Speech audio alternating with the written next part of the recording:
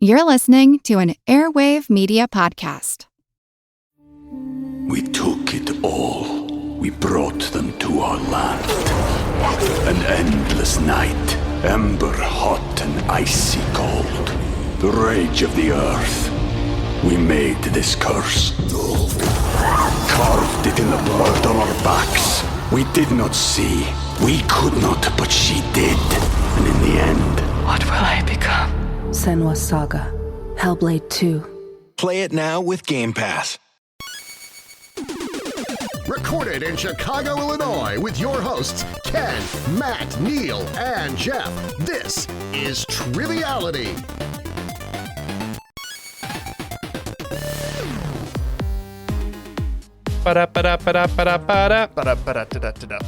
All right, here we are, guys. Welcome to Triviality. It is a Lay It On Me, the first one in a while. Yeah, so actually back. A couple years since we've done this format, and very much like since the last time we've done this format, it's just Ken and myself. Yes, sitting across from me is the jet to my spike, the ed to my ein, and the man who makes my swordfish bebop. Because today we are doing a Cowboy Bebop episode of Lay It On Me. Yeah, so we're very excited. There is an upcoming Netflix series at the time of release. And this is for everyone's favorite introductory anime. So pretty much anyone who gets an anime has probably seen Cowboy Bebop. Absolute classic, delightful show. Classic anime, probably one of the best. Hulu and Netflix day. right now in the original 26 episode arc. Highly recommended. Yeah, probably one of the best quality anime out there. And like you said, a good gateway drug. Yeah. Gateway anime. I thought you were going to go Gateway Shuffle. But Gateway Shuffle, too. Yeah, absolutely excellent series. So, well, we were getting excited about that. We thought we'd bring back the Lay It On Me for a little bit of trivia about one of our absolute favorite shows. So, all right. Well, I know everything there is to know about Cowboy Bebop. Lay it on me. We're about to find out. All right, first question for you, Ken. I'm going to start it off with an easier one. What are the three things that Spike hates more than anything else? I don't know if he specifically says dogs, but he might just say pets, children, and women with attitudes. All right, I will give you that. Kids, animals, and women with attitude. Yeah, there you go. Yeah, Spike, much the loner type in at this point in his life. So, no, true. That's per the English track. Yeah, that's true. Well, this is all based on the English translation. Sorry for any of you who prefer it in its original Japanese. So, looking at you, Ken. Yeah. No, actually, one for all the sub loyalists out there, this has probably the best dub of any anime there is. Yeah, absolutely phenomenal voice work. And almost preferable, I would say. Yeah, it certainly gives it just a little bit more of that wonderful mood and vibe Cowboy Bebop is known for. So. And that's the first and last time you'll ever hear me say dub over sub. All right. Question number 2. Spike is frequently shown smoking or holding cigarettes with stems bent upwards or downwards. This could either be an homage to Jigen from Lupin III or a subtle reference to which jazz pioneer? This pioneer was one of the founders of Bebop and played with a trademark trumpet with the bell slanted. Oh, so I believe that was Dizzy Gillespie, right? With the slanted, yeah. Yeah, you nailed it, Dizzy Gillespie. So it's kind of, it's not sure what the homage is to. Obviously, with the jazz references in the show, it could be Dizzy, or Lupin is pretty heavily one of the... Referenced, yeah. Yeah, the one of forefathers. One of the things that kind of comes through, bleeds through that show a little bit. So, nice. Got that one. All right. That's 200,000 Woolongs for me. 200,000 Woolongs. Unfortunately, much like the currency, your score is fictional, largely. In session 19, Wild Horses, what is the name of Miles' favorite baseball team? Oh, it's something. I think he's wearing blue, and I think it's a Sox, so I think it's the Blue Sox. Yeah, it's the Blue Sox. Yes. Nice. 3 for 3 so far, doing pretty well. All right, I'm going to step it up just a notch here. All right, so we're entering phase 2 of difficulty. Yeah, they ramp up a little bit as I go. The questions now are worth 300,000 Woolongs apiece. Yeah. Pretty soon you'll have enough for a full bounty. Fun thing about Woolongs, featured also in some of the other Shinichiro Watanabe anime. Oh, really? I'm trying to remember if it's in Carol and Tuesday, but I think it's definitely in Space Dandy, Okay. the Wulong currency system. But no, it is in Carol and Tuesday as well, but it's not the same like denomination. Right. Yeah. So that's interesting. Yeah, just a little disclaimer here. Obviously, this is recorded before the Netflix series, so this is going to focus just on the anime. I don't even believe I put a question in about the film, so Oh, that's too bad. it is 'Cause good. The film is often overlooked, and it's probably one of the best anime films out there. Yeah, it certainly Period. is. Certainly is very solid. But I would be inspired to maybe write another one or two of these because there's a lot actually in Bebop. Once I started digging into it, that I really enjoyed. So, question 4. Miles, again, loudmouth baseball fan and apprentice to Doohan, the man who built and repairs Spike's fighter craft, the Swordfish 2. At the end of the episode, Miles aids Doohan piloting a modified version of which space shuttle? So this is interesting because I think the shuttle in question crashed after this episode aired, not like right after, and I think it's the Columbia.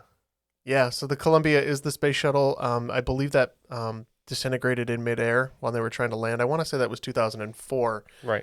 which would have been 6 years after the anime. But you have that correct. It is the space shuttle Columbia. I remember seeing that in retrospect and being like, wow, that is super weird. Yeah, I mean, there was a 1 in 4 chance or 1 in 5 chance That's true. since one of them already was destroyed before the episode filmed or was created. All right, question 5. What are the names of the duo that host the bounty hunting show Big Shot? Shoot. Do.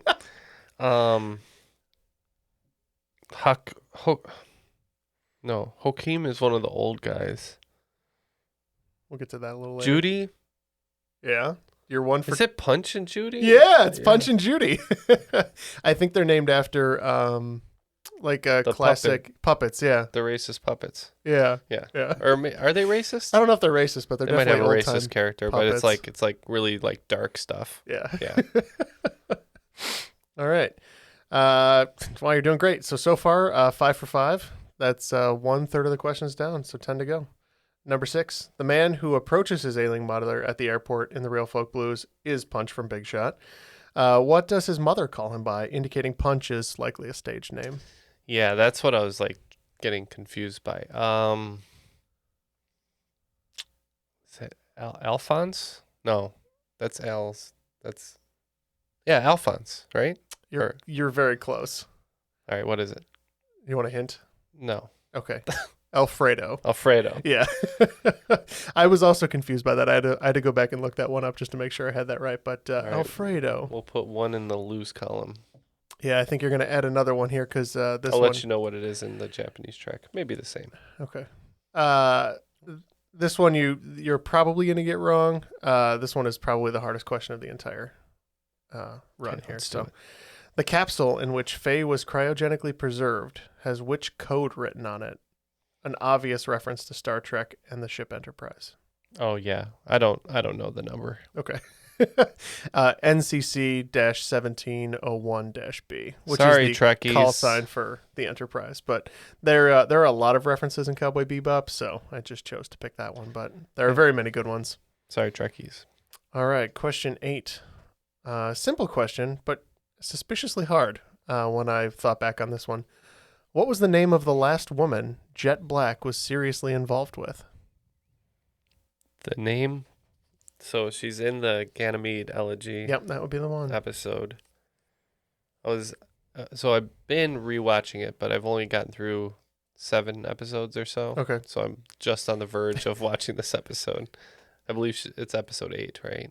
Is it or 9, 10? This is Ed's Something already like there, that. so I believe it's 10 because So it'll 8 be is 10. Waltz for Venus. All right, so I'm like 2 episodes before this one, and I Yeah. wish that I had watched it. Is it? I don't know. I'm just gonna say Jenny, Elisa. Yeah.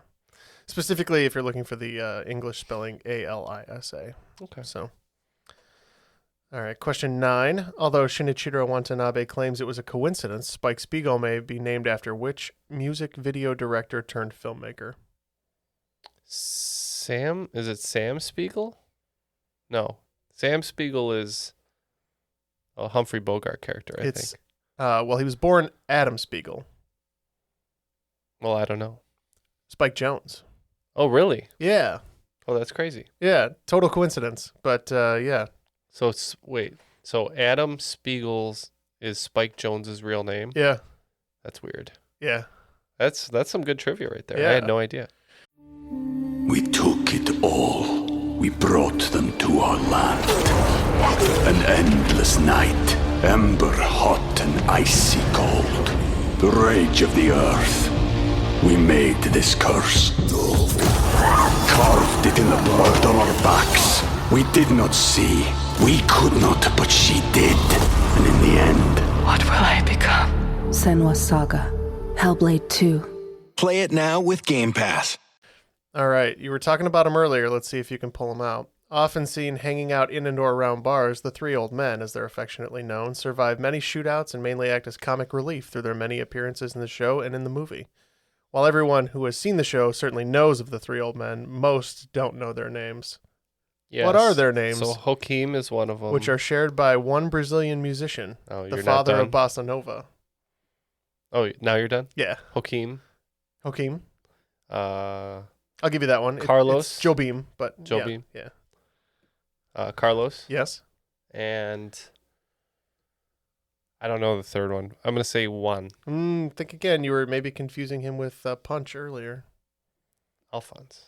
Antonio, Carlos, and Jobim. So yeah, named after famous Brazilian musician and father of bossa nova, Tom Jobim, Antonio, Carlos, and Jobim. All right, with that miss, we draw even. Ooh, I knew I wrote this as a hard game, Ken. So that's don't okay. feel bad. I feel good. I would. All right, question 11. I've got 500,000 Woolongs. It's after true. all. It's true. What was Edward's lesson in the episode Toys in the Attic? Hint, it doesn't make for good advice in real life. According to Spike, the real lesson is don't leave things in the fridge. Ed's lesson pertains to, yes, especially to children. Yeah, I would say so.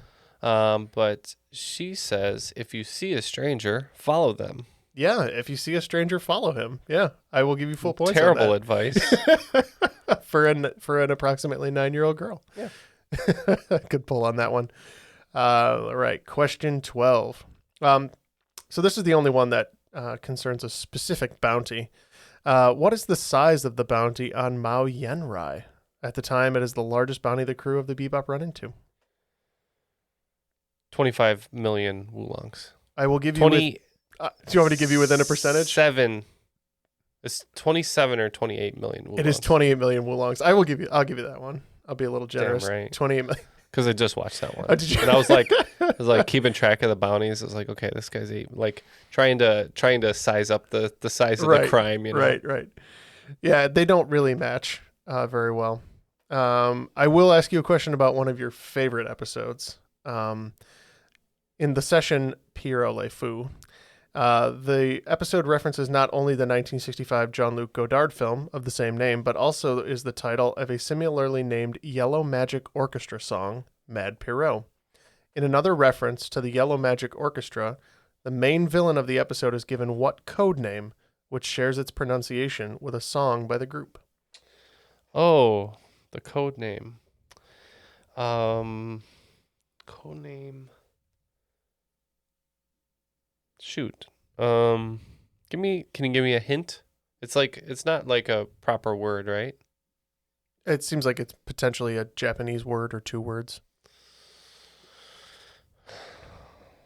I don't think I can come up with it on the spot right now. Okay. But if you have a hint.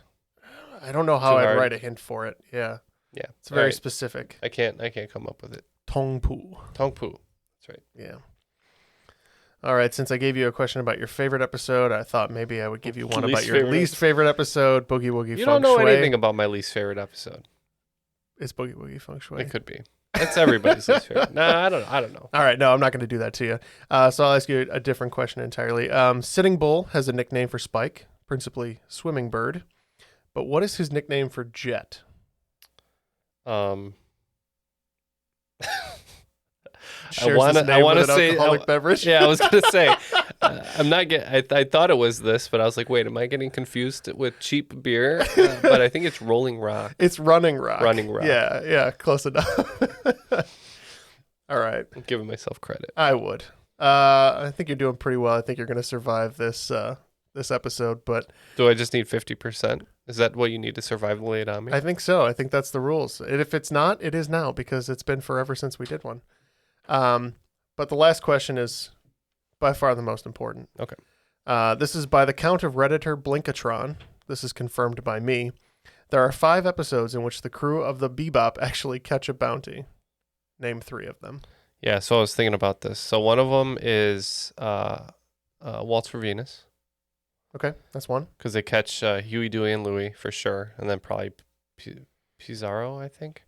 One of them is My Funny Valentine, I believe, because they have that guy tied up at the beginning of the episode. Is that 2? Is that one of them? That is 2, but I believe the bounty you're thinking of is they catch Faye's boyfriend. Oh, okay. He's not worth very much, but they do catch him. And there's 5 episodes where they catch a bounty? Technically, yes. You're kidding. They catch and get paid for a bounty? There's one where they technically fulfill the criteria for catching the But they bounty, get but screwed. they don't get paid explicitly. And that's the iffy one I'm calling here. All right, so that's jamming with Edward then, because they catch the satellite and they don't get paid for it. And they also catch. I'm not counting that. Really? No, because they can't get paid on that bounty explicitly. And they catch. Well, they catch the guy in Bohemian Rhapsody too, but they let him go. Right. So That doesn't count. nope. Oh my gosh, you're killing me, man. Teddy Bomber. Teddy Bomber. They catch him, right? Yeah. What episode is that? Cowboy Funk. Cowboy Funk. Okay. All right, I'm giving yeah. myself a point. Yeah. So to go through that, I have by my count Waltz for Venus. You said it. They do catch Huey, Dewey, and Louie at the beginning of the episode. They catch Elisa's boyfriend in Ganymede Elegy. Oh yeah, they do. Jet chases him down, and the police come get him. My Funny Valentine. They arrest Faye's boyfriend. Well, they have a guy tied up in the Bebop at the beginning of that one too. They right? might as well, but Yeah. they also do catch him at the end. Cowboy Funk, as you mentioned before, with the Teddy Bomber, is caught and processed, and then the one that I counted is there is a bounty out to stop the ship in Black Dog Serenade, and they do catch and stop the ship. They don't explicitly get paid for that. Okay. So Cool. Redditor Blinkatron, thanks for the help. I don't know who you are, but you had some great episode comments here. So unfortunately, Ken, sorry, you're going to have to censor this. I'm just going to recap a few of the ones that I thought were funny. Well, you censor it yourself. Okay, fine. So episode 2, 4 words, F bounties acquire Ein, Mm-hmm. which might be one of the most succinct and apt recaps of any single episode I've ever seen. But that's where I was able to double check some of my work here. But Very good. I think you did quite well. I wrote a very hard game on purpose. I know you're an avid fan of Cowboy Bebop, and you got what, 9 out of 15? Looks like it. Yeah. Yeah. So not bad. For the uninitiated, why don't you tell them a little bit about Cowboy Bebop's background now that we failed to do that at the beginning of the episode, and what you like about it? Oh, like what it's about? Yeah. Sure. It's a space jazz western, I guess. Kind of similar to Firefly, if you like that show, but in anime form. It's got the coolest main character in the world and a lot of cool side characters that they go and try to catch bounties. And they're not too good at it, but they learn lessons along the way. I do feel like one of the strengths of the show, the music for sure. Yoko Kanno does an absolutely brilliant job scoring it. It ranges from heavy metal to funk to jazz to... it's almost unbelievable that one band and one composer did all of those different styles. But the show just also holds up very well. I mean, there's a lot of universal themes in there, about belonging and, can you escape your past and things like that. And I also find that the show is much more progressive than a lot of shows from the late 90s. So all around, I think it's a brilliant watch, and it's only like 12 hours. Yeah.